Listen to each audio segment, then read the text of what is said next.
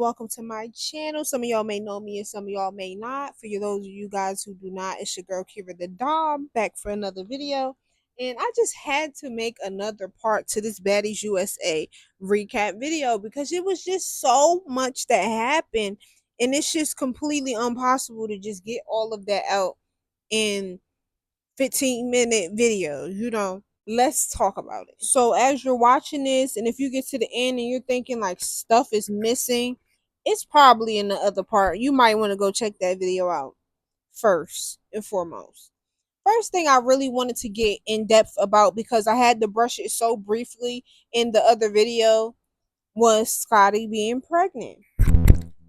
I just want to really know, how is this going to work, because it feel like she still want to be here, maybe to be on TV, who knows. But we can't just tiptoe around this conversation. It's very peculiar how so many people are just fangirling over the fact that Scotty's pregnant. And I just wanted to say, I wanted to be the one to be real and say, it's easy to idolize a relationship like that until you're actually in one and you learn the hard way that everything that glitters ain't gold.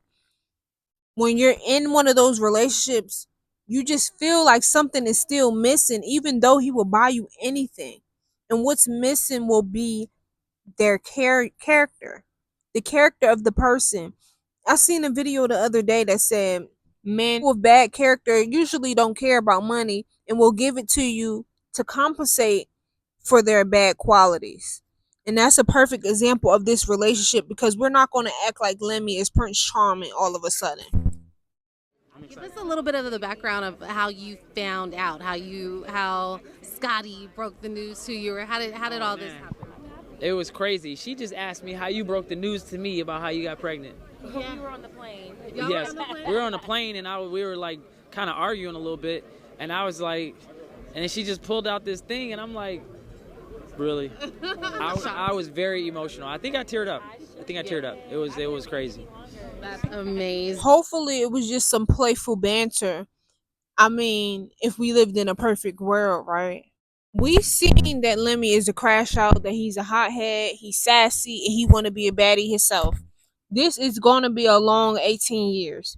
And I said this before in my previous Scotty Exposed video, where I talked about her and Lemmy's relationship when they were creeping around. I said if this relationship ever goes wrong, I see her going into a deep depression, because this relationship means a lot to her. What I see is if this is something that fails, it's going to be something that really breaks her to the core, because motherhood is no joke, especially with the baby before the marriage. Scotty's energy while announcing the pregnancy also speaks volumes. She seemed happy, but she seemed very unsure, which is very understandable, because at the end of the day, the way that Scotty and Lemmy initially got together, it just kind of put some bad juju on their whole relationship.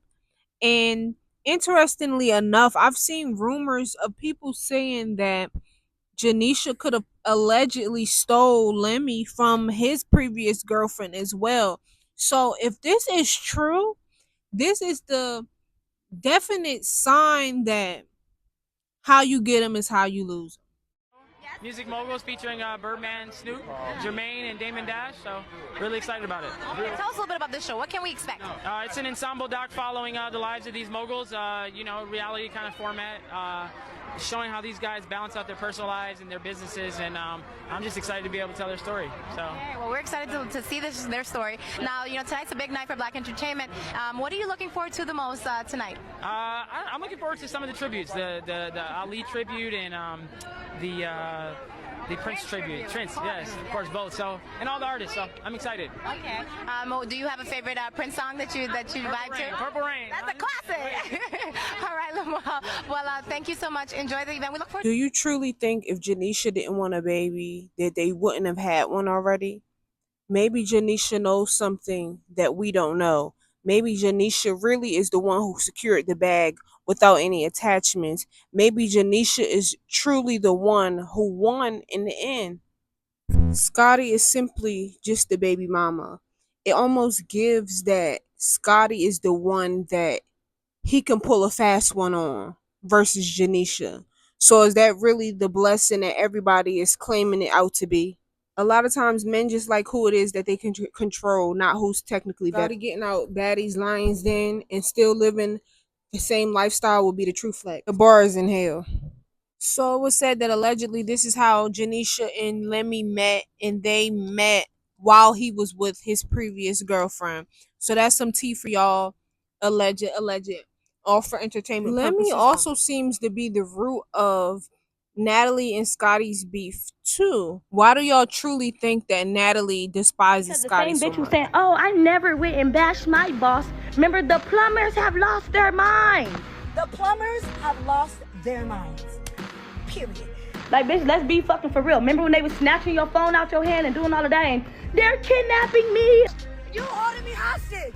I said let the driver go. All that shit you was screaming, like, that's talking shit about your boss, bitch. I did not do none of that. I am live. Look at the plumbers whispering, doing weird shit like they always do. Remember all of that? Bitch, shut up. You're a hypocrite. You are a baddie. With a phone up your ass, bitch. Stop fucking talking. Natalie called Scotty to come hit the lick with her, and Scotty stole the spotlight. At the end of the day, we all want to feel for Scotty and have this, innocent girl perception of her. But at the end of the day, she called Natalie her best friend.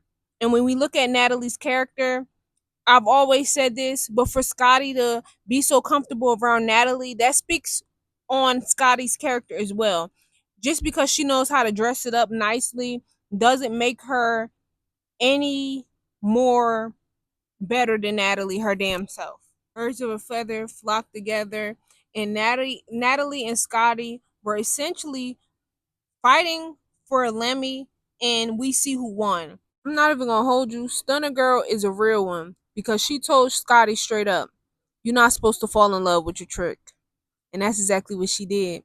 So let's see just where this situation brings Scotty. We just gotta let it play out for itself. The girls were DMing me saying Scotty's going around the house saying that you're not her friend or whatever. You move. When I move, you move. I have been telling the girls we aren't friends. What? You take shit. What? Because we aren't. You really just show me I'm not your friend. You're not my friend. We're not friends. Y'all don't spend enough time with each other. I don't know if I've grown to like you, Scotty. I opened up to the wrong people. I'm done talking to everybody, and it's no disrespect to nobody because I do fuck with certain people, but I can't open up to nobody no more. I can't.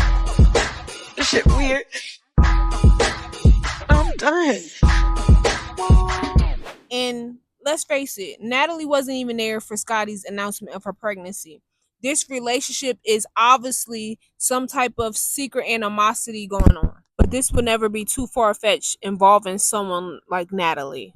Come in my comments talking shit, you gonna get your ass bliggity block. She said Natalie's name wrong. Have you ever heard of being tired? Last time we rode on a tractor, we came up with Baddy Shot O'Clock. Oh, okay. Yes, we did. It was an iconic thing.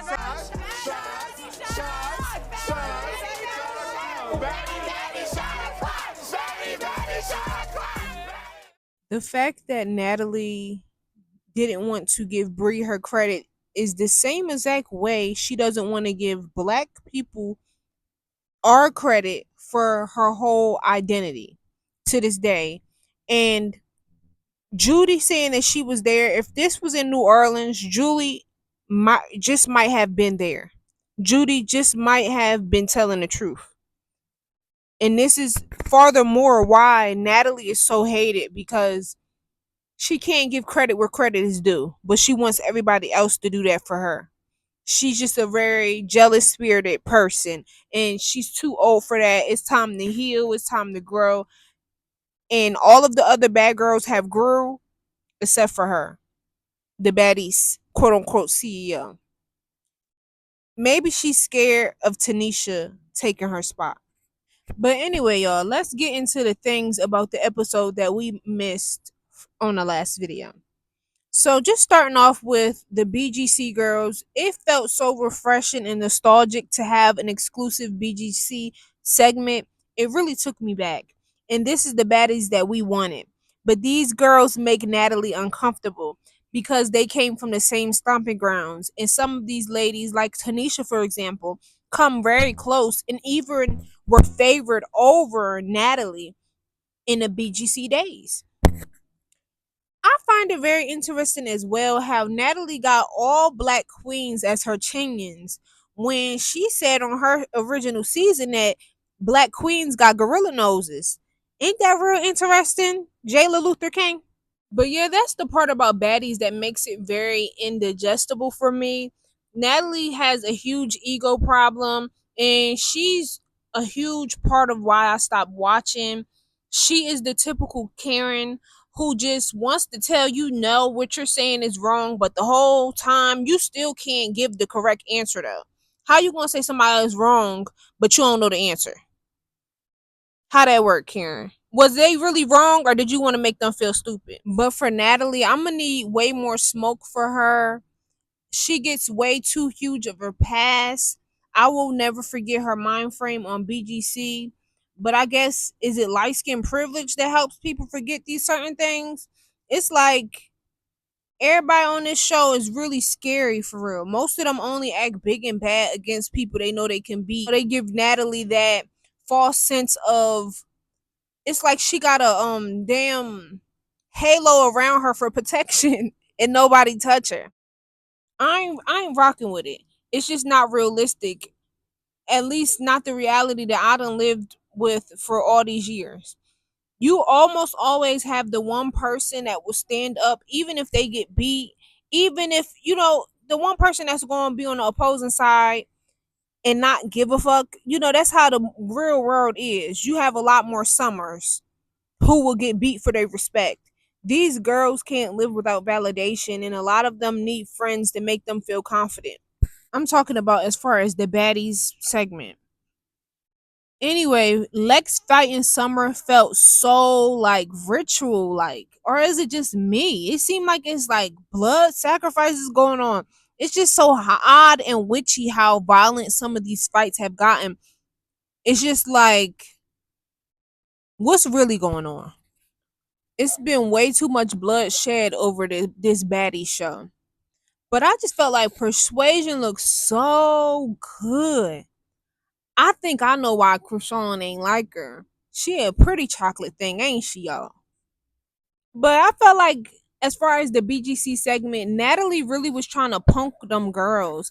Like she don't be having the same energy with the real baddies. It's just kind of funny to watch. Like she's so TV. She lost her damn mind. She acting like they're her fans or something. She playing that presidential baddie USA role. It really done got to her damn head. Cause she was just being rude to them, like they ain't, like man, she thinks she Joseline and Jayla Scott King talking about y'all sisters, and she just please don't start. Natalie always want to pick and choose. But what I will say about her though is that I like the black hair in the confessional. I think that black hair is really her look. That's the color she need to stick to because I just personally think it looks the best on her. But how she gonna have the nerve to say that Tanisha's theatrical when you're the one who walked away? You're the one who did the theatrics this time. You got some damn nerve. But it was very good to see all of the original BGC girls mature except for Natalie. And it was also good to finally get some dialogue on the show. Anna is definitely growing on me, y'all. I was really trying to figure out what's going on with her butt though. It do look real. It do. And if it's a BBL, that's probably one of the most natural ones I have seen. It seemed like this season for Summer is really like a humiliation ritual or like a humbling season. She got tore off the bone by not only by Taseki but Lex. Summer, it's about time that you just sit the hell down to shut up. But we gotta give Summer her ones. We gotta give Summer her props because she got mad heart. This is why she was loved from the beginning and why she will always be loved, because she speaks her mind and she don't back down. She has tough skin. She real good at arguing. So shit, I might need to learn a thing or two. Basically, never change your tone in the argument and just keep the same argument and stay on they damn toes. Be fast. Cause she be so damn fast. And when she arguing, like when she was arguing with Taseki on the clip of next week, when Taseki smacked her, like she looked up so fast, like she reacted so fast and slapped Taseki back so fast. And that's what I mean. Like Summer be so alert, yo, and quick. You know, the girl quick with thinking. It might be a flashback from when Tank slapped her and she sat there looking confused. What I will say about Tank versus Killa is that Killa, she definitely hung in there, but I think that without them security there, Tank would have got her because she has a weight advantage. And if you really paid attention, she got to slinging Killa around. So, like I said, if them security wasn't there, the fact that Tank has a weight advantage on Killa, I think that she probably would have got the best of her. They have such a huge cast this season, man. For Tavy Confessional, I was like, what the fuck do you got on? What the fuck do you got on? But I also love Nunu. She low key, but she's still earning her spot season after season, and I hella respect her for that. She real cute, up put, graceful. This show is starting to just feel like the new age version of Love and Hip Hop, but it's just all females. Tell me if you see where I'm going with that, if you feel me or what. But for Krishan, she's really giving a different energy, and I pray that she's truly growing. Honestly, what I truly pray for her is that she takes accountability and handles what she needs to. But it was really good to see her in just a good mind frame, especially from all of the things that we have been seeing lately with her in, clipped up and etc. I was irritated why Fauna put that swimming cap on because she ain't even fight unless she does in the next episode. Then I also felt like why they had the nerve to say it was gonna be a ballroom dinner when this looked like a damn venue. I also felt like when they got in that venue and stuff, it was so quiet. It was just weird how everybody walked into fights like reunion. I feel like the fighting is really taking over the show. At this point, if you watching it, you need to watch it with intention. I know these girls can't fight, but shit, watch it to try to see what people be doing in fights and think about some defense shit. I don't know, but it's getting real substance gone. Substance none. Other. For Mariah versus Summer, Mariah did all that to sneak and she still ain't do much damage. To be real, Summer actually did a pretty good job for being snuck. And then Mariah was trying to amp up Krishan. I don't know if y'all peeped that, but I did. For Gretchen versus Anna, Gretchen had all the bark, but Anna had all the bite. Gretchen cussed Anna out real good, and Anna whooped Gretchen real good. Gretchen was talking cash money shit. She really is funny, but she's still saying nigga, which I understand why people are still mad. However, I feel like if y'all really want people to stop saying it, then it has to be stop being said altogether. It's time to lead by example. Yo, when Krishan grabbed Gretchen, I was crying, yo. Like, Gretchen little scrawny. It's just like Baddies turned into straight shock value. We have Biggie running up on Smiley next episode. It was hard to tell if Anna was lying about Gretchen biting her, but we're gonna see next episode as well. I also don't understand the Taseki hate. One moment y'all are like, oh, you so boring. Next moment when she come in on that time and y'all like, oh, you doing too much. The girl just can't do nothing right now, can she? But when it came to Scotty, she had 12 seasons to sit back and not fight and, kiss up Natalie ass, and nothing was wrong with that, though. Y'all be picking and choosing. But anyways, I really did love the BGC special. I wish we seen more of them and less of the baddies, because once the baddies came on, I got so overstimulated. It's just too much going on to really have an opinion on. It just like it's chaos and confusion. It's literally the devil's playground. So for next week, we have Tavy and Lex, Taseki and Summer, Summer and Mariah, Taseki arguing with Krishan, Dolly and Tink. And then I also seen something else very interesting online. I seen speculation of Joseline being pregnant, which is not too far fetched, because before this season dropped, before Joseline's Cabaret California dropped, I remember seeing a video of her on like a boat. And I remember thinking to myself, is she pregnant? And that was like a few months ago. And then I see this picture today. I'm not sure when this was taken, but your girl looks pregnant, allegedly. Allegedly, we gotta see. So yeah, I appreciate every last single one of you guys for watching. Make sure y'all stay engaged. And yeah, I'll see you guys next time. See you guys.